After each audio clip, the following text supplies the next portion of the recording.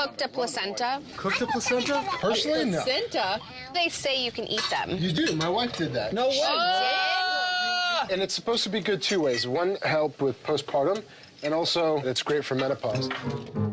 Oh, you guys could split it. Yeah, would you share with Mom? I just nodded myself. There's cookbooks of different ways that you have to cook it. Oh, I can't. This is such a beautiful dinner. I just lost my appetite. Why would you not take it? It's ridiculous. That's the question I want You're to going to know. eat the stuff that came out of the inside of your didn't body? know. I definitely want to eat it. No, that is the most disgusting thing I'm I've so ever heard. upset. Why? I think everyone's just being really weird and closed-minded.